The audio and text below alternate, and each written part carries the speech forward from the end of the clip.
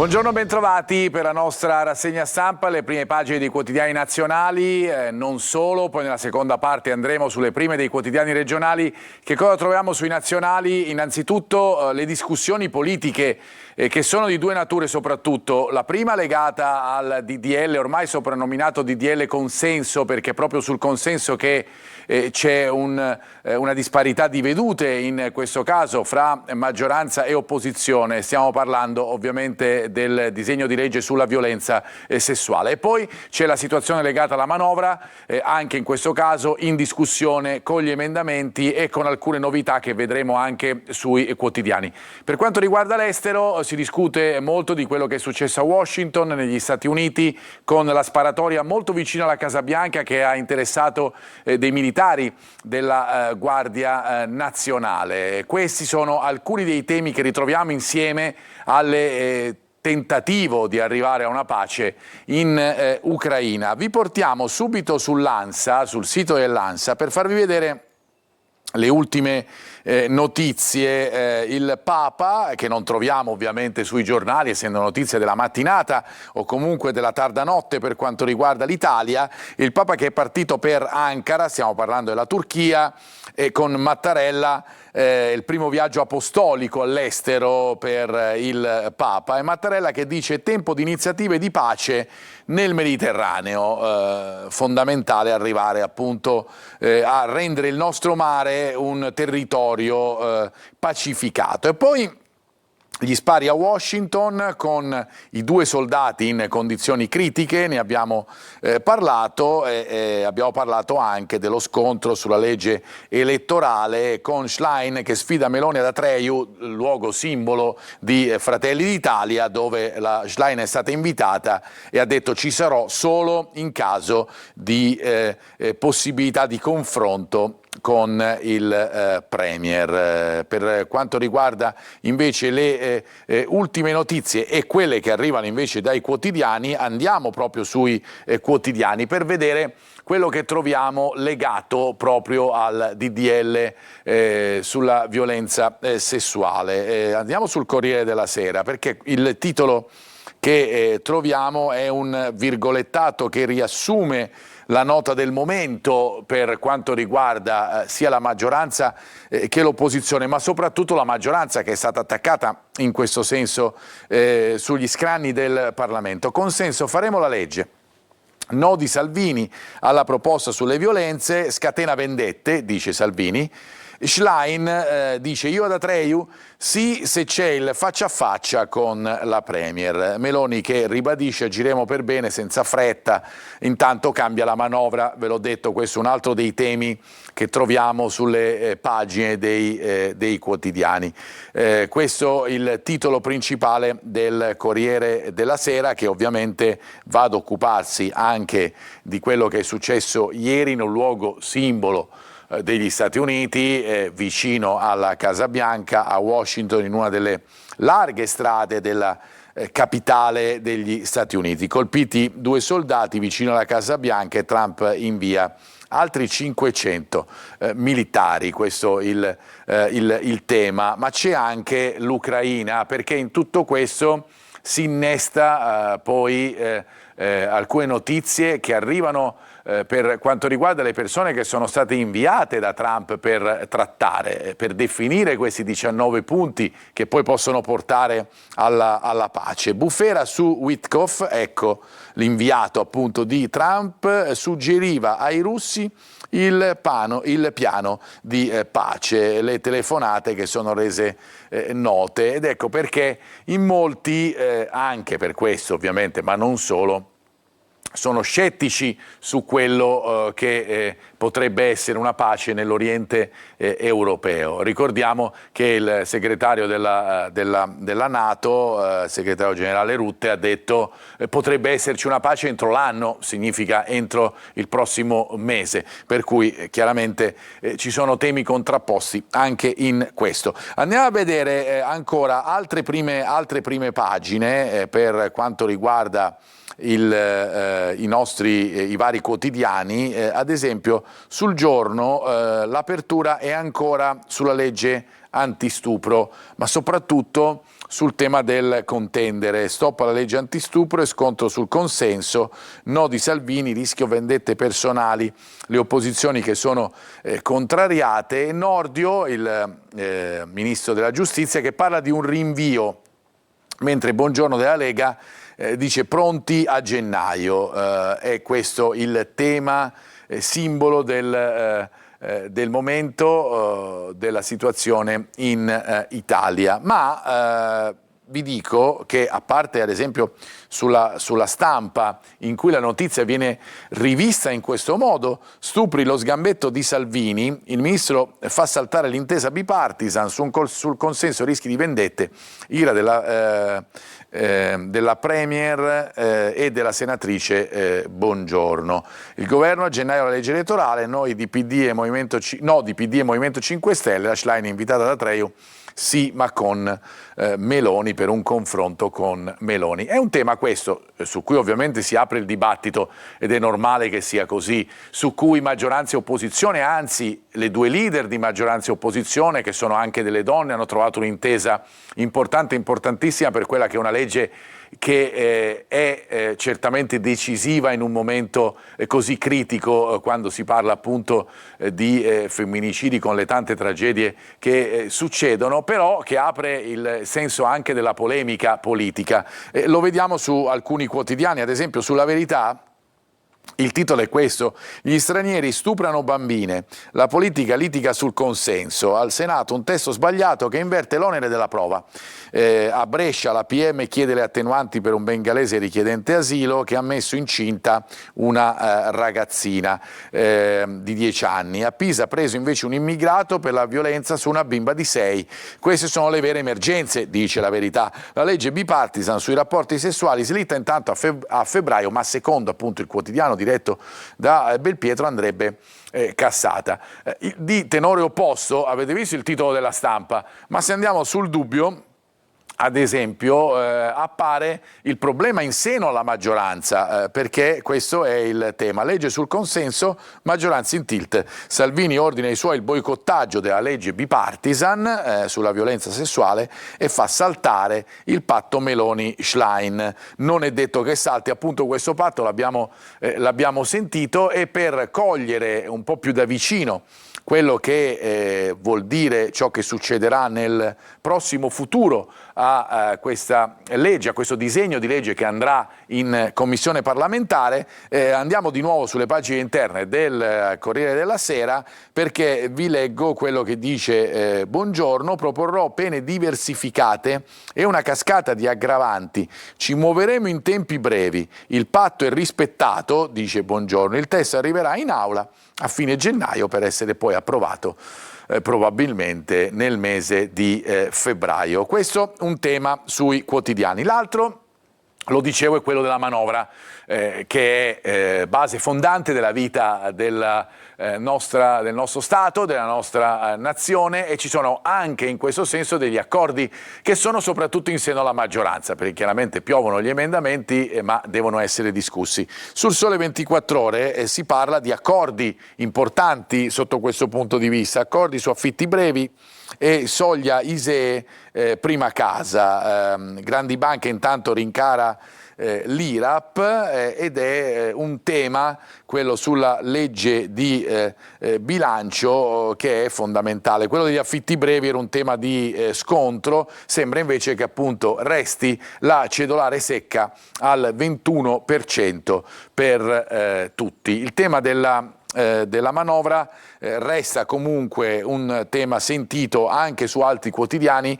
come ad esempio Il Messaggero, che essendo quotidiano romano vede anche le implicazioni per la capitale, emendamenti bipartisan per dare appunto a Roma risorse certe, trattenendo più IMU, vertice a Palazzo Chigi, con le note che abbiamo visto anche sul Sole 24 Ore, affitti brevi, aliquota al 21% sulla prima casa, e poi l'IRAP per le grandi banche, l'aumento di 2,5 articolo a 5 punti. Anche in questo caso sul Messaggero troviamo il DDL consenso, perché ormai è stato soprannominato così, Salvini rischio vendette, Nordio parla semplicemente di rinvio tecnico, l'ok che arriverà a febbraio, ma ne abbiamo già parlato. Andiamo invece adesso a vedere quali sono i quotidiani che hanno deciso di aprire con la notizia dell'ultima ora per ieri. Vi abbiamo letto intanto quello che sta succedendo a Washington proprio in queste ore, ma nella giornata di ieri per quanto riguarda l'Italia, la serata, è arrivata appunto la notizia della sparatoria e qualche quotidiano ha deciso di inserirla come titolo di apertura. Ad esempio il Messaggero con questo titolo, Casa Bianca shock, gli spari sui militari, colpiti 2 soldati, feriti gravemente, catturato l'attentatore, l'ira di Trump, puniremo questo animale, così lo chiama Trump. Si vede proprio i momenti di questi di questi militari che sono stati colpiti. Sembra che appunto 2 di loro siano veramente in gravi condizioni. L'apertura è anche su Repubblica dedicata a questa notizia. Strano, perché di solito Repubblica va ad aprire con più le polemiche di casa nostra, e certo non sono mancate nella giornata di ieri, soprattutto per quanto riguarda appunto la violenza sessuale, ma si apre invece con l'attacco contro i soldati. Trump blinda Washington, spari alla Guardia Nazionale vicino alla Casa Bianca, il Pentagono che invia 500 rinforzi. Intanto sull'Ucraina abbiamo sentito, c'è la bufera su Witkoff, in una telefonata il mediatore degli Stati Uniti dava consigli a Putin.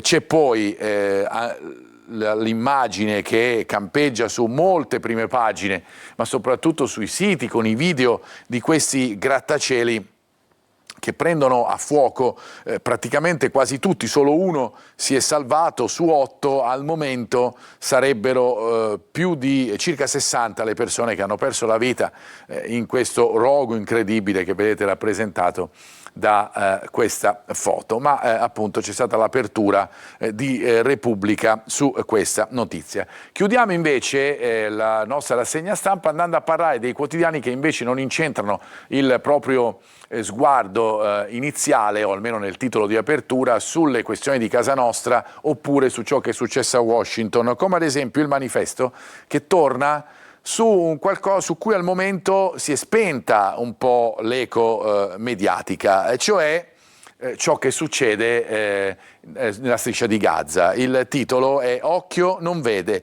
Pioggia e fango spazzano via le tendopoli mentre i camion umanitari sono bloccati ai valichi. Nella striscia si continua a morire. In Cisgiordania scattano nuove operazioni militari. Il cessate il fuoco è solo sulla carta. Israele avanza e il mondo non guarda più. Questo è il tema che arriva dal Messaggero. Un tema che viene riproposto soprattutto per quanto riguarda la corsa agli armamenti su altri quotidiani, corsa armamenti dell'Europa. Ad esempio su Unità troviamo questo titolo: "I popolari votano coi fascisti. Passa il via libera dell'Europa alle armi proibite. Niente limiti al piano di Rialmo". Altro tema che resta in questo caso isolato solo da alcuni quotidiani, ma che fa discutere ormai da tempo. Ci fermiamo, ritorniamo fra pochissimo con le prime pagine dei quotidiani regionali e anche il nostro sito siciliaweb.it. A fra poco. Eccoci di nuovo in diretta per la seconda parte della nostra rassegna stampa. Vi porto subito sul nostro sito siciliaweb.it per vedere insieme quelle che sono le notizie di apertura e soprattutto le notizie dell'ultima ora, come questa che troviamo proprio nell'apertura di Sicilia Web. Sequestra lo zio, lo picchia per soldi e gli brucia la casa, preso, scovato in una villetta di Siracusa dove si nascondeva. Poi ci sono altre notizie come questa che vedete di spalla: "Mi ha toccato, ragazzino autistico sospeso dalla scuola", oppure l'allerta gialla su parte della Sicilia. Tutte le altre notizie sul nostro sito, ovviamente anche i servizi dei nostri telegiornali in evidenza, oltre a una pagina importante dedicata allo sport su siciliaweb.it. Andiamo invece sulle pagine dei quotidiani, perché ci sono due temi importanti che ritroviamo ad esempio anche sulla prima pagina di Repubblica Palermo, che coinvolgono da un lato la politica e dall'altro le inchieste giudiziarie. Andiamo su Repubblica Palermo,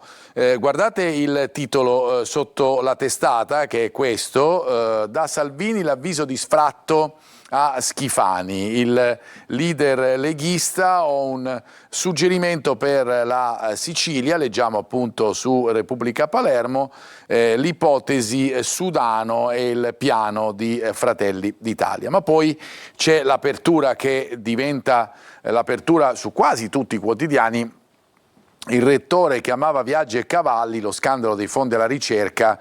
A Messina il maxi sequestro a Cuzzocrea ha utilizzato a fini personali i soldi destinati all'Ateneo, e c'è anche un risvolto in tal senso: la consulenza al Ministero, perché appunto l'ex rettore ha una consulenza per quanto riguarda il futuro dell'università italiana, e sembra che questa consulenza non venga toccata e non si tocchi. Andiamo a vedere tutte le notizie che riguardano questo argomento. Le troviamo sulla Sicilia, Messina, tegola sull'ex rettore, il maxi sequestro da 1.600.000 euro. Pensate, Cuzzocrea accusato di aver utilizzato i soldi della ricerca per eventi ippici. Andremo a vedere poi che c'entra l'ippica, c'entra l'equitazione, ma al di là di questo il caso rimborsi lo troviamo ovviamente anche sulla Gazzetta del Sud, quotidiano messinese che si occupa più da vicino di quello che succede nella città dello Stretto. Il caso rimborsi all'università, il sequestro all'ex rettore Cuzzocrea, il peculato per uso privato dei fondi dell'Ateneo, il GIP che rigetta la richiesta di domiciliari ma accorda il congelamento di beni per 1,6 milioni.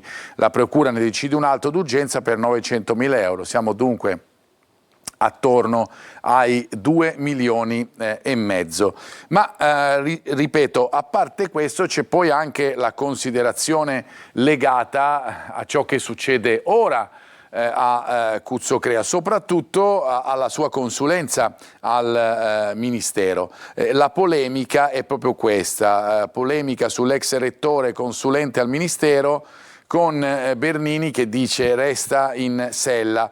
Bonelli chiede la revoca, la replica è a titolo gratuito, aspettiamo le sentenze, intanto è già cessato invece l'incarico all'ambiente. Il professore continuerà, leggiamo, a far parte di quella commissione di esperti incaricata di scrivere la riforma dell'università italiana, per cui un tema certamente importante di cui sicuramente le università italiane hanno bisogno, ne hanno bisogno anche gli studenti e chiaramente diventa determinante quelli che possono essere gli apporti che arrivano ovviamente da fuori, in questo caso con la polemica legata appunto all'ex rettore che resta a praticare appunto ancora consulente al Ministero.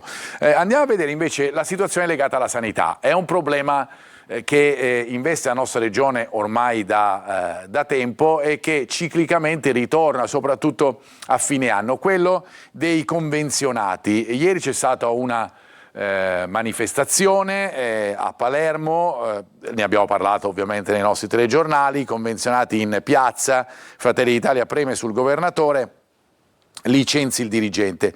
Gli ambulatori privati minacciano la serrata in periodo di Natale, incontrano il presidente dell'ARS, chiesto un tavolo tecnico in tal senso. Le notizie restano di questo tenore su Repubblica Palermo, mentre troviamo una notizia un po' più in tono positivo sulla Gazzetta del Sud. Sanità convenzionata e tregua, ora si aprono le trattative con le ASP, la serrata di laboratori e studi medici, l'incontro con i vertici della regione e il patto che raffredda la vertenza, istituito un tavolo di confronto con rappresentanti di categoria. Intanto l'azienda sanitaria ha bandito il concorso per coprire l'assenza di pediatri in provincia di Messina, anche questo è un tema, quello appunto dell'assenza di medici, soprattutto di medici per l'infanzia. Andiamo invece a parlare adesso del ponte, altro tema che resta sullo sfondo in questo momento perché ci si prepara anche all'ennesima attività da parte dei No Ponte, in una situazione in cui soprattutto dall'opposizione arrivano segnali non certo incoraggianti per chi vuole realizzare l'opera. Andiamo ad esempio su Gazzetta del Sud, perché nella pagina di apertura del quotidiano messinese troviamo questa notizia sul ponte. Ciucci alla Camera a fondo del centrosinistra, la D della Stretto, sentito in commissione insularità, Movimento 5 Stelle che chiede a Meloni di rimuoverlo, fiducia su registrazione della Corte, dice invece Ciucci. Ma che cosa sta succedendo in realtà? Ce lo dice la Sicilia. Affronteremo anche questi argomenti, chiaramente come sempre facciamo nei nostri TG. Il PD definanzia il ponte sullo Stretto, soldi per opere in Sicilia e Calabria. Il blitz, così viene chiamato addirittura dalla Sicilia, con la polemica, ammissibile l'emendamento Nicita che taglia 5 miliardi, scontro fra Ciucci e Bonelli. Insomma, è un'opera in tutti i sensi, va detto, in alto mare, lo sarebbe anche se lì non è proprio alto mare, lo Stretto di Messina lo sarebbe nel caso di realizzazione, lo è in questo caso, considerando che la realizzazione al momento non c'è. Aspetto politico, abbiamo letto il titolo su Repubblica, Salvini liquida Schifani, le mire della Lega sul futuro della regione, il leader del Carroccio che dice: ho un suggerimento per la Sicilia, e apre a una lite nel centrodestra. Martedì arriverà la sfiducia in aula, l'ipotesi San Martino o Sudano per la successione, ma c'è un piano che porta a una guida di Fratelli d'Italia. Questo è un altro tema caldo che riguarda la nostra regione. Vi faccio vedere ancora delle altre prime pagine, ad esempio quella della Sicilia, di Catania, perché il titolo è questo, legato profondamente a quello che abbiamo letto su Repubblica Palermo. Salvini che lancia l'OPA sulla Sicilia, altolà delle MPA e lega le ali a Schifani, al Carroccio spetta l'isola, se la Lombardia andrà ai meloniani, per cui anche in questo caso, ripeto, polemiche che diventano di natura politica e che riguardano poi la capacità e la possibilità di governare la nostra isola. Di altro tenore invece è l'apertura del giornale di Sicilia, dove si parla della manovra regionale, manovra che va a interessare anche i dipendenti della regione. E dell'apertura appunto del giornale di Sicilia spesso troviamo aperture di questo tipo sul quotidiano palermitano.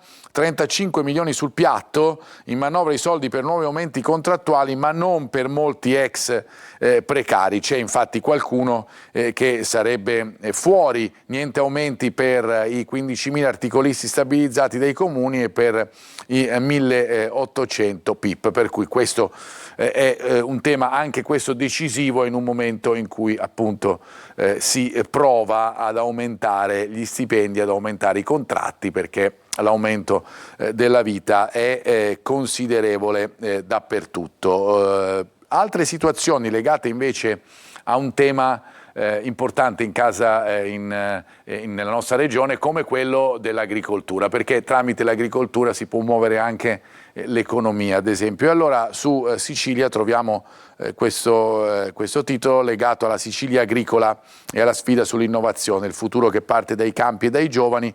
Apre un vero e proprio laboratorio di idee a Mister Bianco per l'agroalimentare. Produttori e imprese cercano soluzioni sostenibili e competitive, mentre altre notizie di questo tipo le troviamo anche sulla Gazzetta del Sud, che parla della vendemmia, una vendemmia in Sicilia con una premessa di un'ottima annata, produttori incoraggiati grazie a un andamento climatico favorevole che ha garantito una maturazione graduale e bilanciata, vini più fedeli alle tradizioni del territorio. Cambiamo argomento, andiamo alle pagine sportive in questi ultimi minuti della nostra rassegna stampa, partendo dallo sport nazionale e internazionale. nazionale, vale a dire il calcio con la Champions League. Ieri siamo su Gazzetta dello Sport, in questo caso ieri la seconda sconfitta consecutiva per l'Inter, questa è arrivata in Champions League, è stata l'unica italiana che non ha vinto, addirittura perso al 93esimo 2-1 in casa dell'Atletico Madrid, mentre invece ha fatto benissimo l'Atalanta, che ha vinto 3-0 in casa dell'Eintracht Francoforte. Per l'Inter nella classifica si vede poco, ricordiamo che i nerazzurri di Milano avevano vinto le prime 4 partite della Champions, dunque sono ancora in zona alta, però c'è l'allarme ovviamente per 2 partite perse dopo averle giocato tutto sommato neanche tanto male. Andiamo invece sulle tesi di Palermo e Catania per le prossime partite di campionato in Serie B e in Serie C. Il Palermo che vuole ricominciare a dare un senso al proprio campionato per una squadra che, lo ricordiamo, è nel novero delle favorite per la promozione. Traffico in mezzo, torna Ranocchia, Inzaghi intanto punta su Vasic, il giovane centrocampista, è stato tra i migliori nella gara con l'Entella, il tecnico dopo il ritiro ha deciso di tenerlo e adesso gli dà fiducia.